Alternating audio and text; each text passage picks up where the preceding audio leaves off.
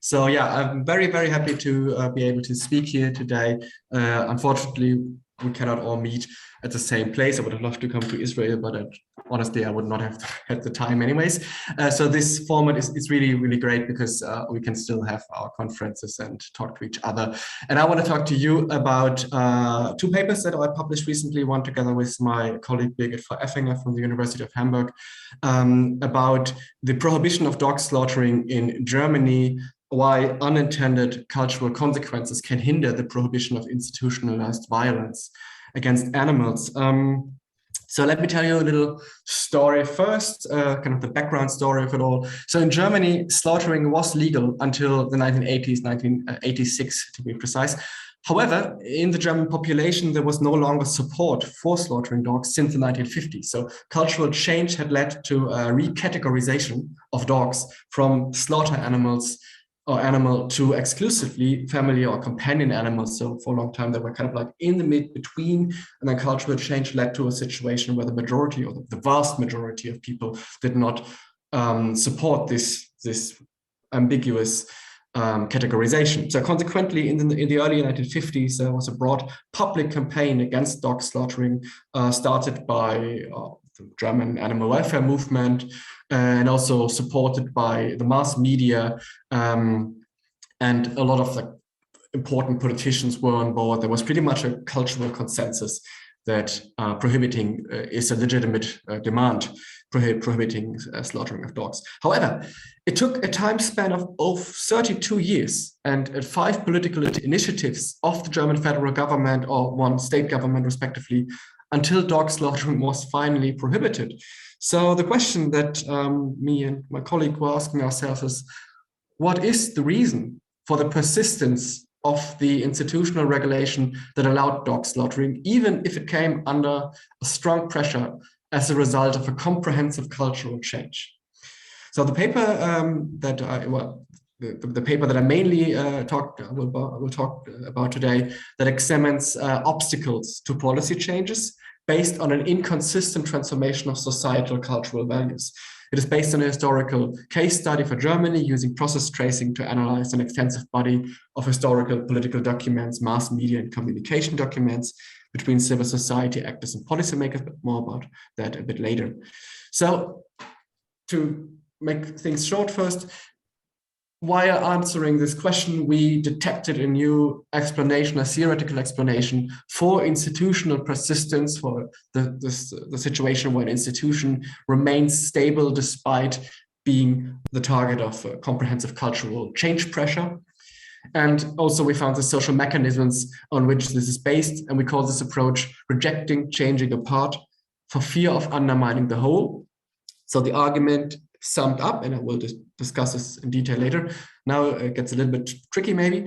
The argument summed up is the paper argues that attempts by political actors to adapt an institutional system to cultural change can start a contradictory process that may lead to long-term survival of the respective institution despite the cultural change. And this can happen when this cultural change only calls for the recategorization of certain subcategories that are covered by the institutional regulation, but while the main category, however, remains untouched. This is our theoretical argument. This is very technical, very sociological. So I will explain what this means in practice now or later on, a little bit later. So if you do not really fully understand what I was trying to say here, it might come more clear. So this was our theoretical explanatory approach that we used, but we also tried 2 other very common explanatory models for institutional stability or persistence.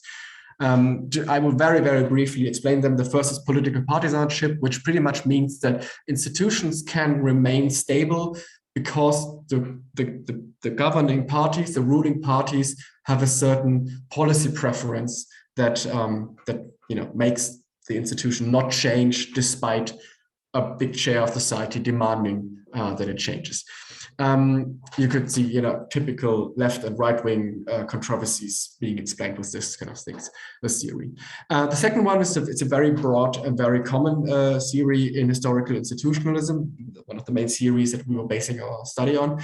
That is past dependency theory, which pretty much says that institutional persistence can be explained by the mechanism called increasing returns, which pretty much means that the transaction costs of past departure, of leaving a past, are too high, and they're getting higher the longer this past is upheld.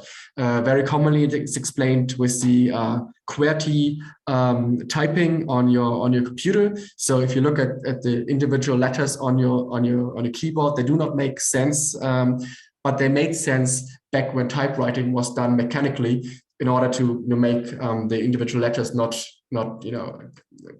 hinder each other, so to speak.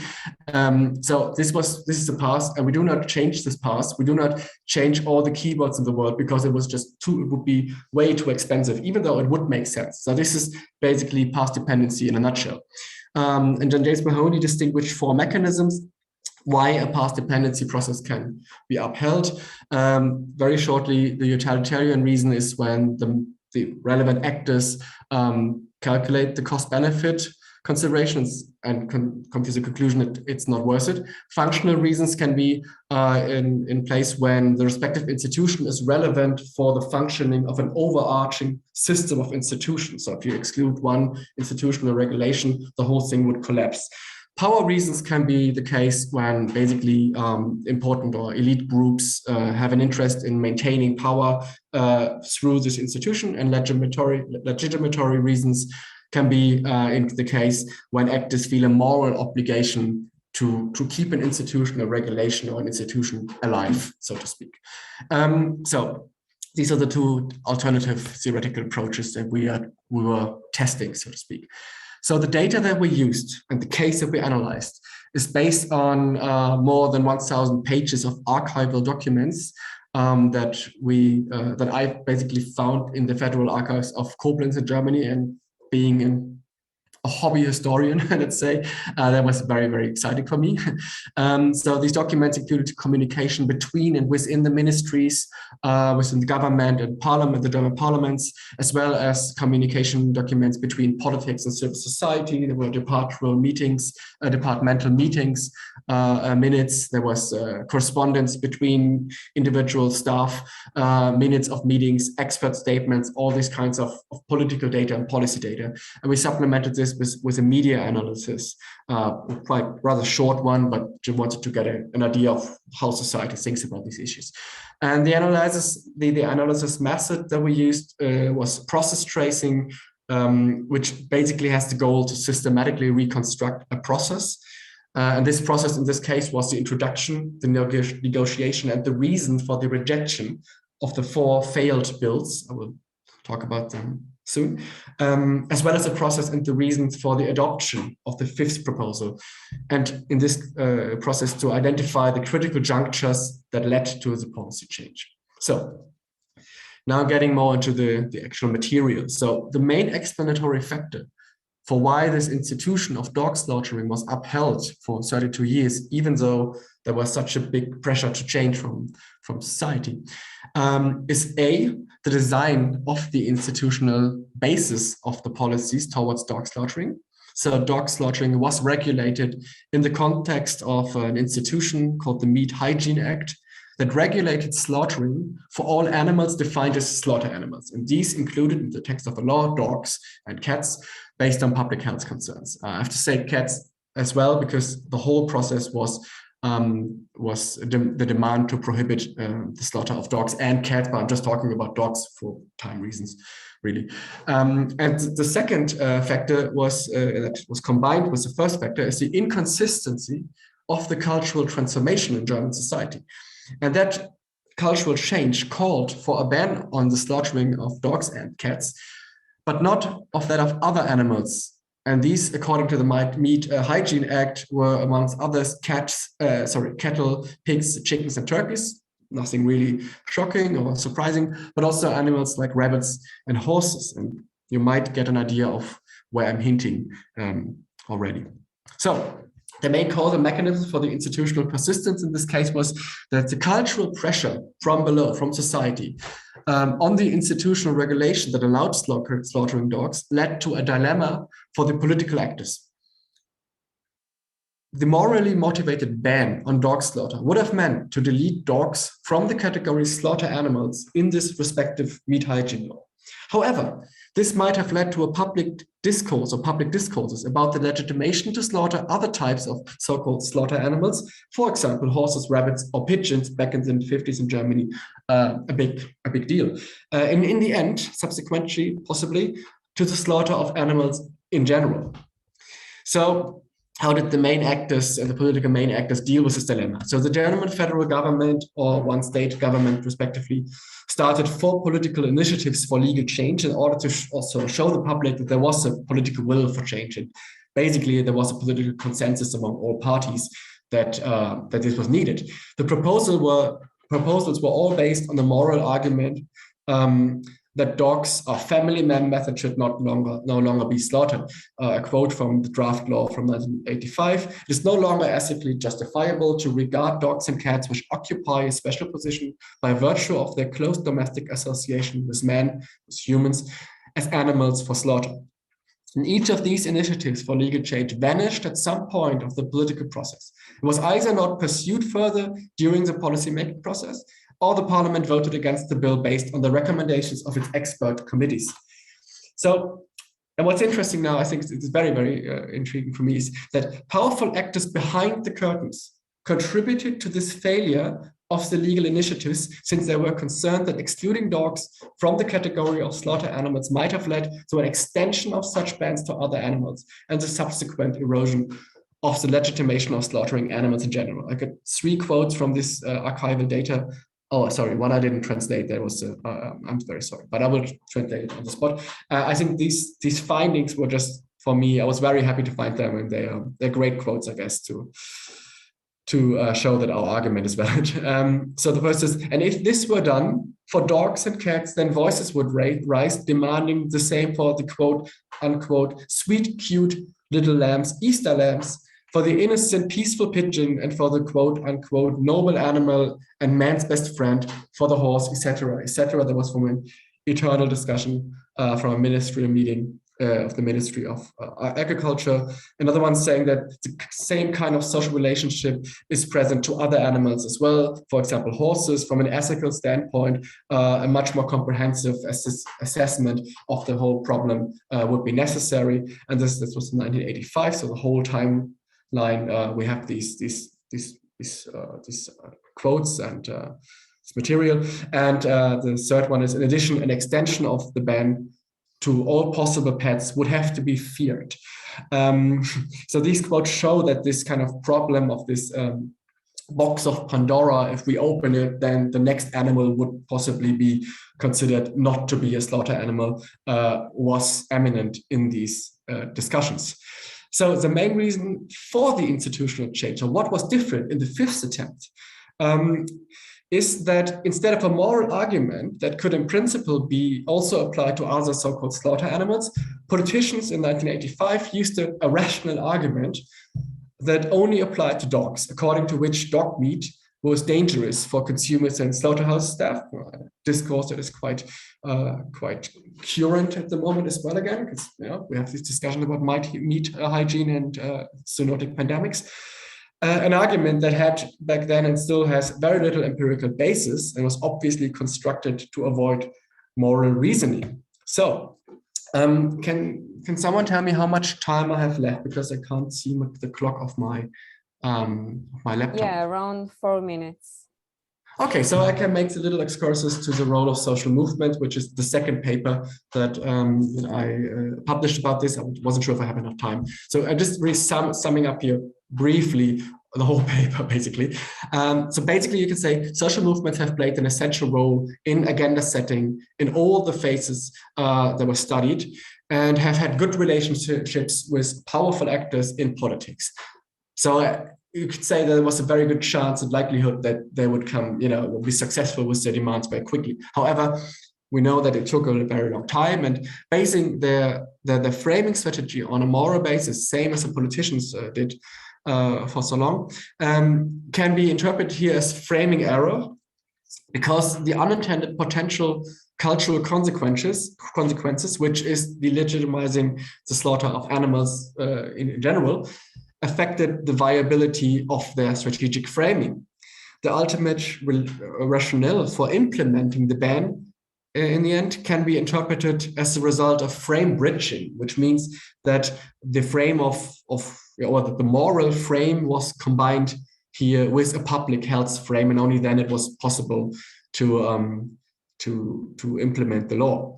However, this process of frame alignment was not initiated by the social movements themselves, but by members of the German parliament, the Bundestag's Committee on Youth Health, Family and Health. So if you're a social movement scholar, this might be also telling you a lot about social ties between movements and politics, and about framing strategies and how these framing errors can be overcome. So summing up, the cultural context of institutional regulation of violence against animals. So current human-animal relations are based on ambivalent cultural values and institutional regulations. Public perceptions of violence against animals usually differ along the division between the socially constructed animal categories of farm animal and companion animal. You all know that society judges very differently what kind of violence, how acts of violence are considered and framed. The case of the delayed ban on dog slaughter and the institutional bypass used to circumvent the moral dimension of the human-animal relationship show how, so to speak, dangerous it can be for the cultural status quo in the human-animal relationship when an individual animal species migrate within the system of cultural animal categories like dogs did in this case study. The topic is still very relevant today, and maybe even more relevant than ever, because it also characterizes current human-animal relationships.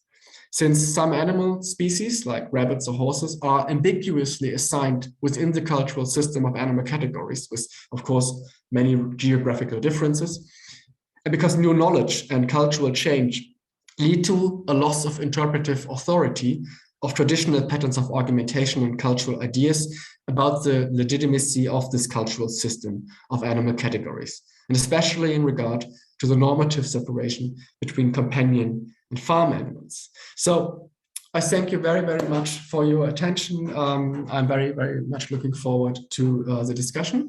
You can contact me if you have any questions later on via this email. And if I may, I will also type in the 2 papers into the chat. So if you want to read the original papers, you can do that and find them immediately. So thank you very much. Is Anat Ben-Yonatan, a research fellow at the Kohler-Menmon Animal Rights and Welfare Program, the Buchman Faculty of Law, Tel Aviv University.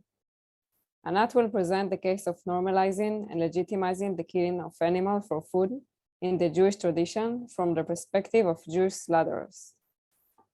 So I'm going to talk today about Jewish slaughterers negotiating violence through metaphors. This is a small portion from my PhD dissertation, but it's really fascinating. So the consumption of kosher food is an important component of the Jewish lifestyle. In order to provide Jewish people with kosher meat, Jewish religious slaughterers, called in Hebrew shochtim, specialized in Jewish halacha, are needed. The act of kosher slaughter can only be performed by hand, which underscores the importance of kosher slaughter being conducted by an observant Jew who is skillfully trained. Though they have an important role in the Jewish community, the act of slaughter can and is perceived as violent in nature in the eyes of both the meat-consuming public and the shochtim themselves. Therefore, the purpose of this study was to understand the perceptions of violence as viewed by shochtim and get a glimpse into the process which legitimize and normalize this violence, which is considered as instrumental violence throughout human society. In this talk, I will focus on metaphors as discursive strategy involved in these procedures. Okay, so a quick discussion about metaphors. Metaphors are innovative analogies based on the schematic and structural similarity between two ideas. According to Lakoff and Johnson, metaphors are embedded in the individual's physical and cultural experiences. Yu also explains that culture is the primary factor by which metaphors are created in conjunction with the subjective experiences of individuals within a society. The combination of culture and personal experience develops beliefs and assumptions that contribute to the formation of metaphors. Therefore, the common metaphors in a given society reveal basic values and assumptions that are of that culture.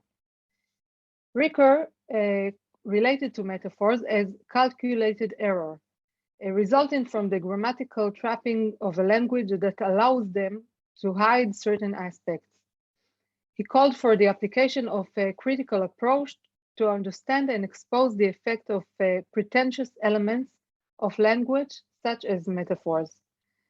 Lakoff and Johnson also argued that understanding one aspect of an idea in terms of another inevitably obscures the other aspect.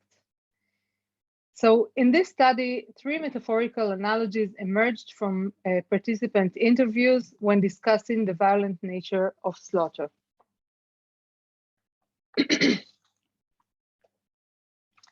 In the first cluster of metaphors, the slaughterer is likened to a doctor or a surgeon who must cause pain to heal the body. This metaphorical analogy demonstrates how slaughterers view their actions as acceptable, honorable, and comparable to practice in medicine. For example, Oz argued that a degree of cruelty was required to perform the slaughterer role. Because a pattern had developed where violence and cruelty were being used as synonyms by interviewees, he was asked to further explain what he meant by cruelty, using an analogy of surgical operation. And Oz says, I don't think kosher slaughter is a cruel act. I mean, of course it has some cruelty. A surgeon who operates, who makes stitches, also has some cruelty in his heart. We're talking about a certain kind of cruelty. My cruelty is manifested through being able to act upon the Torah's commandments. In order to eat meat, I should be able to slaughter it, but not beyond that. In Oz's metaphor, the act of surgery is considered as cruel, but similar to slaughter, it is intended to help.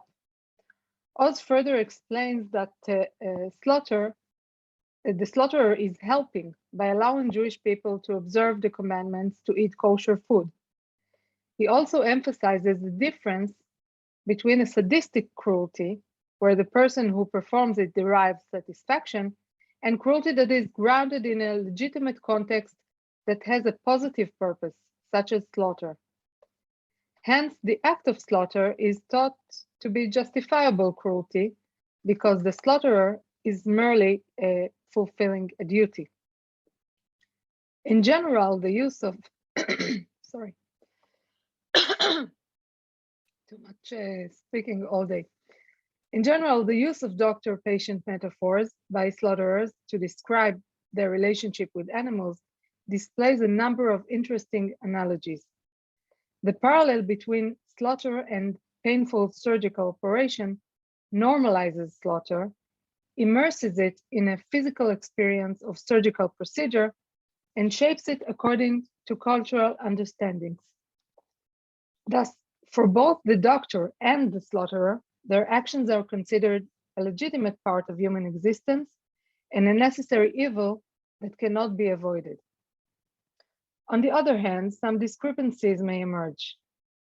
First, a surgery requires anesthesia, while kosher slaughter requires that the animal is fully conscious. Second, a medical procedure requires the patient's consent, while slaughter doesn't engage such consent, although it should be noted that there is a midrash or a commentary in the Jewish tradition by which animals agreed to be slaughtered and eaten by humans. This midrash, however, served in this study as a public rather than an ontological cultural narrative. Third, a human patient normally suffers from illness, while the animal must be healthy in order to be eligible for kosher slaughter. And lastly, the surgeon's purpose is to prolong human life, while the slaughterer's is to end the animal's life. Now, conceivably, military and war-related metaphors made sense in the context of slaughter due to the association between two encounters of a violent nature. Although this metaphorical cluster was unexpected, as members of the ultra-Orthodox community tend not to be experienced in military service. However, the tense military environment in Israel provides a metaphorical context, which is used in the broad context of the need for survival. For this metaphor, the threat is not to the integrity of the physical body, but to the integrity and the security of the state or the body of the nation of Israel. In the following dialogue, Ze'ev refers to the distinction between the act of slaughter and the purpose of the action. A man who is a warrior, who is a security guard, okay? He needs to act appropriately and see if there's a terrorist. And it is an act of cruelty. But it's your job now. The slaughterer goes in there. He must not hear the cries of the animals. He must not look into its eyes. He must not consider where is less painful, the location of the cut, he means. You have to think about where the best location in the neck to slaughter. Where is the least halakhic problem? Because here you have to be indifferent and you need that degree of cruelty. It is an appropriate measure for a slaughterer. I need to get information from a terrorist and he screams, it is for the greater good. What kind of a man can do it? A man who doesn't care about these cries. He is doing a mitzvah. So Ze'ev alternates between describing the act of slaughter and a militaristic confrontation. In this metaphorical position, the security guard acts violently for the common good. For the slaughterer, the security threat is akin to a threat to the public's basic feeding needs, and the need to provide kosher meat to Jewish communities is constructed as a basic need, just like the need for security.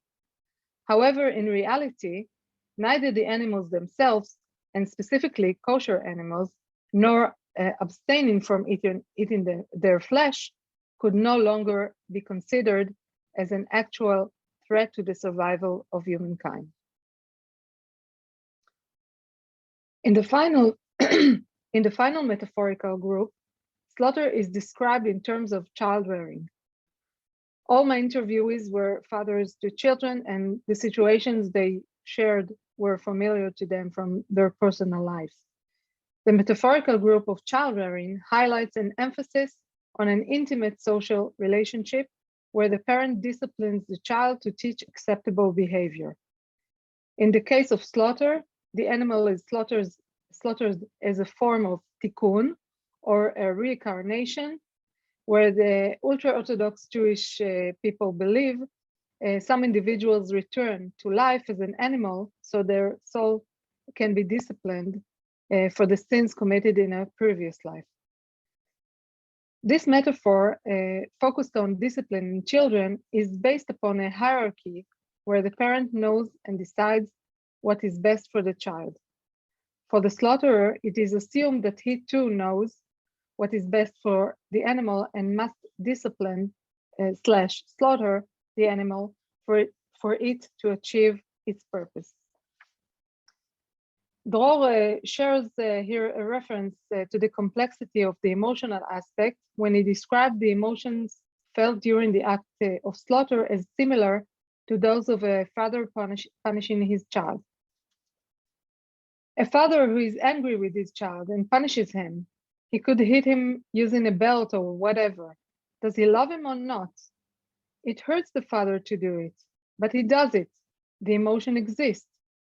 But he needs to know that in this case, there is no emotion. It becomes some sort of a habit.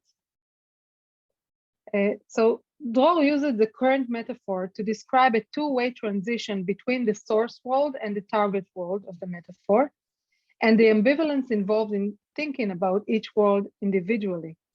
In the beginning, he talks about a father who is angry with his child and punishes him by striking him with a belt for the child's own future prosperity.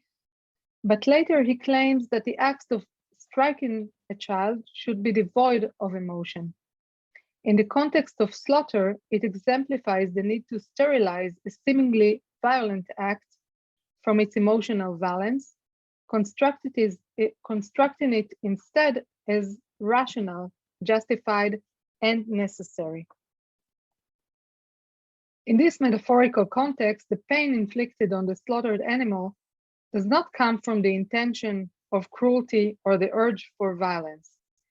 Similarly, the discipline required to train a child to behave properly is not intended to cause harm or be cruel, but a confrontation intended to bring about the desired social order manifested through well-educated children. So the three categories of metaphorical analogies emphasize the kind of violence that is implied by them. Each metaphor describes an encounter between a strong and a weak subject. The encounter between a slaughterer and an animal is likened to an encounter between doctor and patient, security man and enemy, father and child. While these encounters might not always involve violence, they do demonstrate hierarchical or authoritative interactions. By employing this concept, slaughter is interpreted as a legitimate, unavoidable, and beneficial violence that is needed to establish and maintain the greater good within the Jewish community, and even to benefit the recipient of the violence. The slaughterer himself is constructed as a rational subject who aims to do good.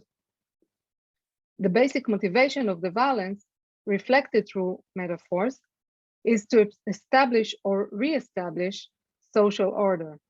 Thus, the slaughter serves as a means to strengthen humankind's status in creation's hierarchic order and to construct and maintain human-animal boundaries. Finally, an attention should be paid to the interesting fact that none of the metaphors has equated slaughter with unbridled violence. All the violent acts described in the analogies are acts of legitimized and normalized violence. In this, it can be seen that not only is violence not a negative phenomenon in essence, but in some contexts, it's even desirable, especially when it is perceived as such, which establishes and maintains order and clear boundaries. In fact, for these reasons, its existence can be considered more moral than its absence. However, researchers who defined instrumental violence ignored its voluntary dimension and did not treat it as positive in nature. This dimension may add complexity to the discussion of killing animals in the food industry, since almost any type of instrumental violence, even if legitimate, is considered a necessary evil in human society. This complexity makes this kind of violence against animals transparent, for the element of free will is almost eliminated. As reflected through the metaphors, the doctor does not want to cause pain, the interrogator does not want to torture the terrorist, and the father does not want to hit his son. They are constructed as subjects who have no other choice but to engage in violence, almost victims themselves, when in fact violence against animals is voluntary, a product of choice based on the desire for separation between human and animal. At the conceptual level, and eating meat at a practical level. Thank you so much. Thank you, Anat, Imara, and Marcel, for your fascinating presentations. By writing about the practice of animal slaughter, you raise awareness and draw attention to this important issue that is usually kept silent by academia. Now I'm happy to invite Erika Cadworth to discuss the papers. Erika works at Lancaster de Montfort University in the School of Applied Social Sciences. Erika is interested in interspecies relations and practices at various scales, from the relative privilege of homes in the global north to practices of securitization and welfare and the global animal industrial complex, as well as in the use intersectional feminist and complexity approaches. Erika is author of more than 60 journal articles and book chapters, and author, co-author, or editor of 10 books, including Social Lives with Other Animals and the Emancipatory Project of Posthumanism. Thank you, Erika. Hi, well, thanks ever so much for asking me to be discussant for this interesting panel. Sometimes, I'm sure we've all been there, we find ourselves at a conference and we wonder why on earth a panel has been put together. But in this case, we've got a panel where the papers really speak to each other, but in different ways and enable. I'm going to speak about the papers individually, some links, and I've got various questions. I've got some questions for all of you, and I've got some questions for you individually. So Marcel, as someone who writes about dog-human relations, as I do, and somebody who's interested in how the boundaries between dogs and other domestic animals are maintained, I found your paper incredibly interesting. And I had no idea that the banning of dog slaughter in Germany was so recent. So this made me wonder about specific cultures of eating dog meat in Germany. So I know that dog meat has been eaten across Europe in times of crisis, usually warfare, but I didn't realize it persisted. So I wondered about, you know, was the eating of dogs on a mass scale in the aftermath of World War II? What was the process? Was dog meat mass produced? Was it in any way part of an industrial model? Or was it more of a kind of ad hoc response to the severity of food shortages and general devastation after World War II that became habitualized? Was the eating of dogs associated with specific regions or specific cultural groups? And was the persistence of dog meat associated with minority cultures or some kind of urban-rural distinction? I also wondered whether different breeds of dogs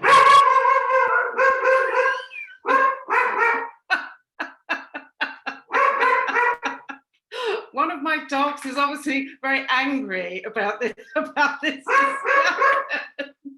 my apologies. So I wondered whether there were particular breeds of dogs. I examined recently a very interesting PhD about dog-people relations in Yulin in China, where there were clear boundaries between traditional Tugu Chinese dogs used for hunting, guarding and eating, and imported Western breeds of dog who became pets. I just wondered whether there were any distinctions about dogs that might be eaten and dogs that might not. I think the overall findings of the project that political support was needed to correct those framing errors in the campaign by animal welfare organisations, it's completely convincing. But I wondered about the extent of opposition. So was it that dog eating was minoritised to such a point that there was no body of opposition, or that animal welfare campaigning had effectively eliminated opposition, or that any opposition was effectual, so perhaps it was unseen? Or was it that there was opposition, but it was incredibly subtle? So it's within the Bundestag members, it's expressed that excluding dogs from slaughter would be this kind of slippery slope. And this leads me to another boundary question. I've got boundary questions for everybody, actually. So you document the concern of the political establishment that if you extend the boundaries to one species, if you define dogs as non-killable in slaughterhouses, this would open the floodgates for other domesticates, for sheep, etc. So I wondered if you thought whether that indicated a kind of major fault with dismantlement approaches in animal rights and animal welfare, or really the idea popularised originally by Peter Singer that we might gradually widen the circle of compassion to other creatures and that this might continue.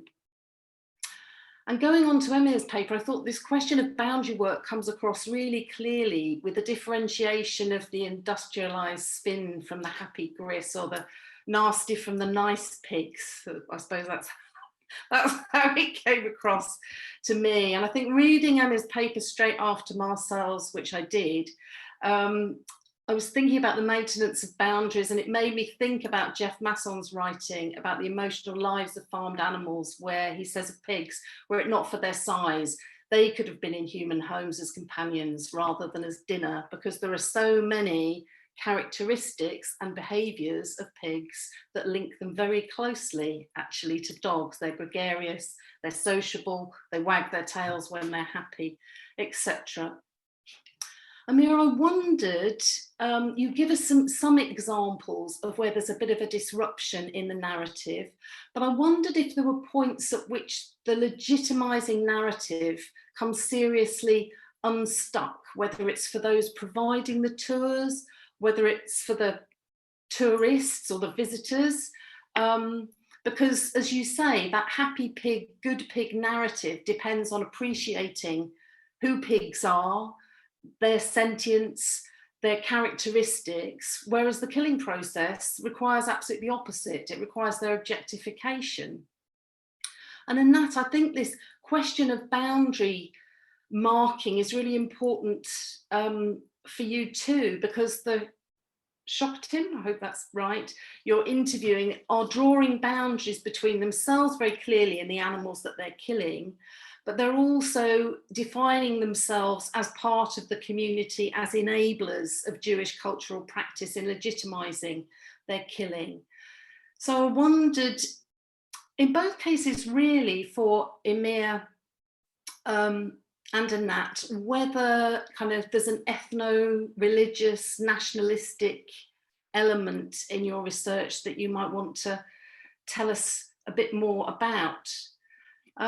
So Emir, with the tours you observed, as you say, they're designed to curate how people feel in relation to Danish pigs, pork and farmers. And I do know that Denmark has more pigs than people and is a leading exporter. But I wondered if you know, what is the kind of historical association? Why pigs? Why is there this association in Denmark? And as someone who's been long unconvinced by the statement, if slaughterhouses had glass walls, then everybody would be vegetarian. And of course, there's a debate. Was it Paul or was it Linda McCartney that said that? I was really drawn to your topic. So here in the UK, and in other countries, we've seen those kind of programs that are kill it, cook it, eat it, where chefs or people who are raising animals that are usually farmed, then have them killed and then seem prepared to be able to cook and eat them. It seems really rare in these kinds of programs that people kind of resist the meat imperative. So this enabling of the witnessing of best practice in slaughter and butchery, it certainly seems to be a trend and part of the kind of happy meat discourse. But I just wondered how disruptive this is or can be for those slaughter tourists. And also, I loved your slides, by the way. I love the pictures. And I wondered about the concept of surveillance in relation. So you have this supposed transparency, but is this actually a form of surveillance? So the pigs are being surveilled by the tourists. The way in which people watch them is being curated, but perhaps also it's about pig killing and the pig industry being surveilled too. So I wondered if there was a way in which this was panoptic, this slaughterhouse with the glass walls.